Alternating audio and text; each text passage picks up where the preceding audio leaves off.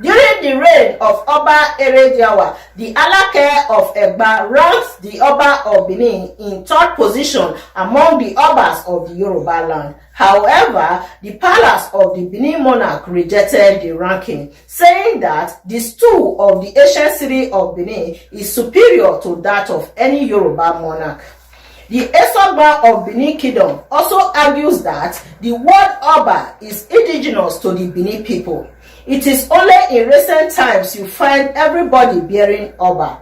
When the Western Regional Conference of Traditional Rulers took place in Benin City in 1942, there was no other monarch in the whole of the Western region then that bears the title Oba except the Oba of Benin.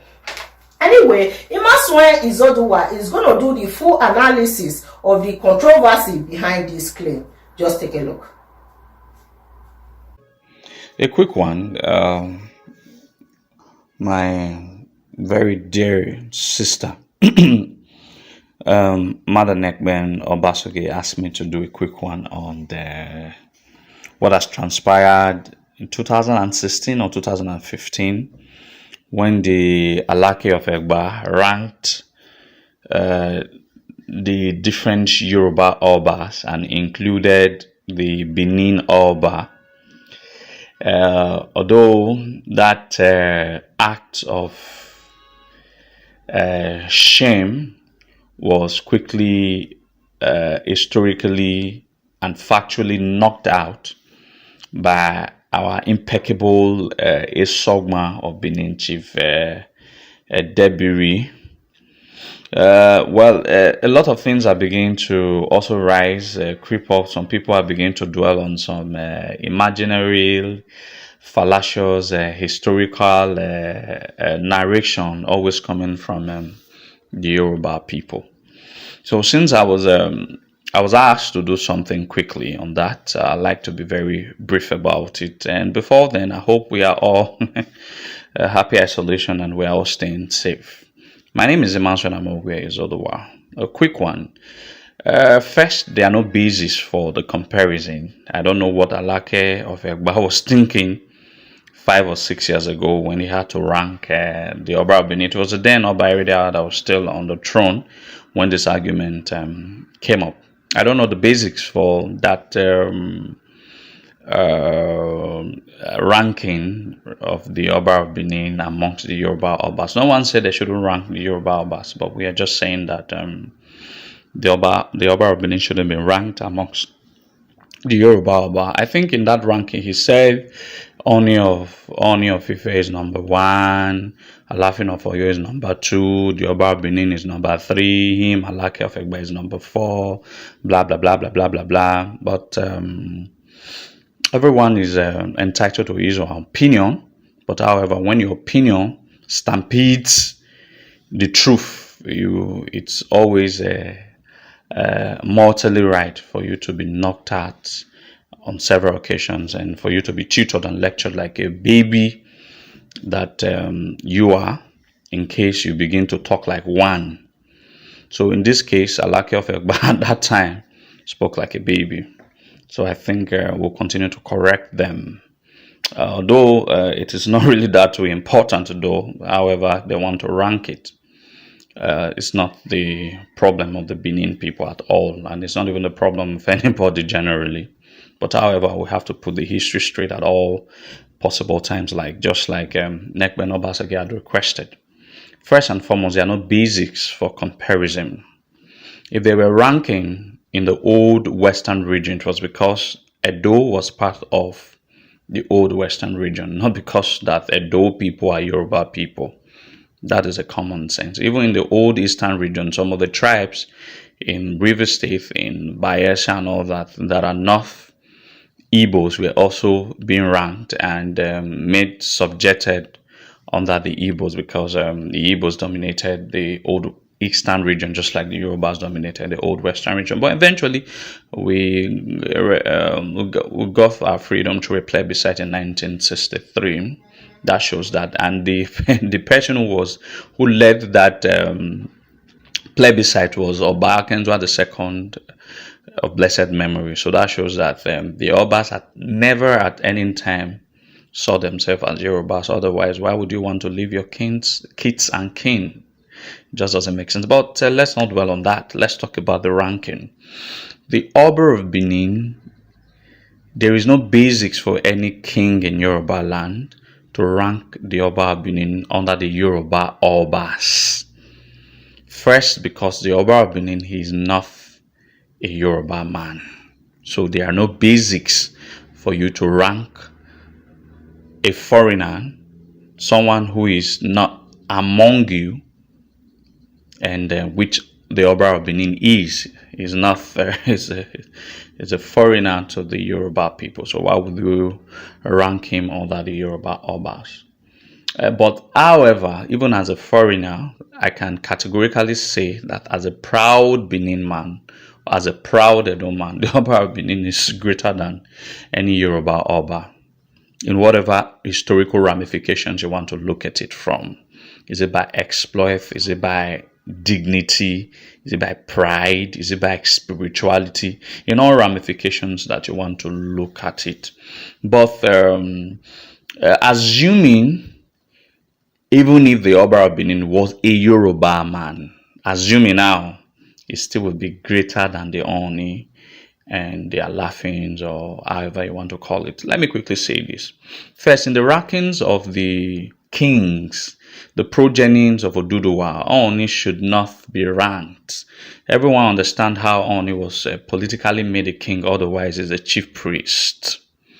So in the rankings of kings, Oni is not supposed to be ranked because it's not by virtue of the history passed down. He's not a king. Is a chief priest. That's one. Secondly, he does not belong to the household of the Oduduwa. So he's not an Oduduwa progeny. So, and how come he will not be ranked when it comes to the house of Oduduwa?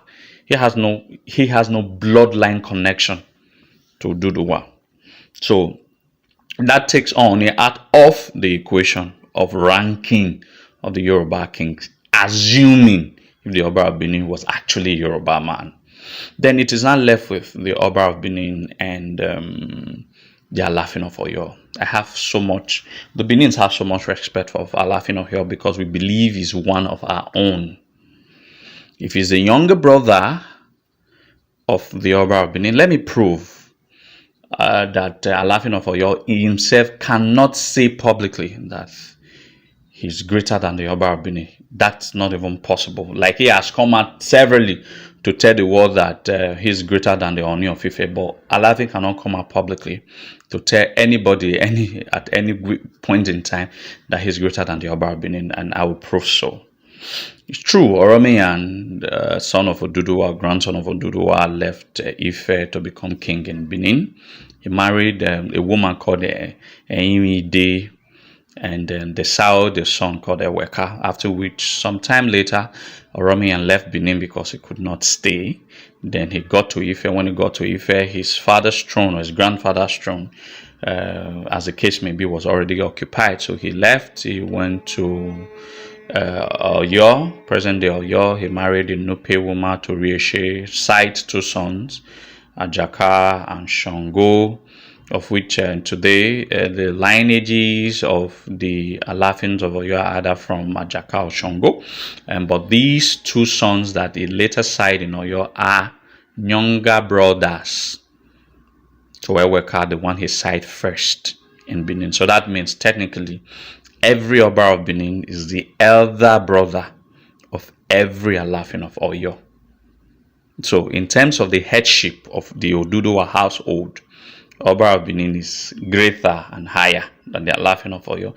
And don't also forget, by exploit, nobody wants to compare, nobody in his right senses wants to compare Oyo Empire and Benin Empire. Benin Empire is up there. We are not saying Oyo Empire never was never great, but we're just saying that Benin Empire was far greater. So what's now the basis? So by exploit, by seniority, by everything, the Oba of Benin is greater than Alafin of Oyo. So the basis of classification is not even there. If today Alafin has been sunk up into the greater Yoruba people, doesn't mean that we are very proud, and we can take categorically that if they are laughing of Oyo seems himself in the present time as a Yoruba man, but he's the greatest king in Yoruba land, basically, because the other one that they are ranking is politically created as a king, otherwise he's historically known as a chief priest. Now, in the 40s, a lot of meetings, the what's it called, old Western traditional council meetings were held, and it is in a public domain that the only person that was addressed as an Oba was the king of Benin. So every other kings in the old Western region were all addressed by either Alake of Egba, Olubadan of Ibadan, Oni of Ife, what's the other one? Alafin of Oyo, Osemawe of Ondo, Deji of Akure, blah. All of them were addressed, but none of them were ever addressed. Even Alake of Eko, who is now called Oba of Lagos, they were addressed by their distinct name. It was the Oba of Benin that was addressed as the Oba. It is in recent times that you are now seeing Oba this, Oba that in Yoruba land. So the argument of Oba being a Yoruba word shouldn't also creep in here, because the word Oba is very indigenous to the Benin people. Far back as 40 BC, the first king of Benin was addressed as was called Obagodo. Obagodo. So the word Oba is indigenous to the Benin. And one of my video had explicitly explained it. So they are not basics for the comparison that the Oba of Benin is ranked amongst the Yoruba chief or kings. So let them continue to rank whatever they want to rank, and let them free us. We as different ethnic groups, we have our different problems and different priorities, and then we should allow it be so. We know there was an ancestral connection at one point in history between the Yorubas and the Benins, and the Yorubas, whatever they think is different from whatever they think. So I advise, when the Yoruba tell you as a Benin man that they gave you a king, you don't have to be angry about it. Just tell them that the king they gave us, the father of that king, is a Benin man. So that ends an argument. I don't think we should be dwelling on arguing. We should just constructively put our point and leave. So if you give us a king, Oromia, and the father, the grandfather of that, your Oromiyan called Oduduwa, is a Benin man, so let's not argue. That's your argument, that you give us a king, and my argument is that the king that you give to the Benins, the father of that king, is a Benin man. So what's the basics of that argument? So we allow it to live there. So I thank all of you for listening. I intend to make it very short and brief. My name remains Emerson Amowe Zodowar. Let us continue to pray to God and our ancestors to keep us all safe during these COVID-19 pandemics affecting the entire world. And so I thank all of you. Obaga Tokbayo Ise.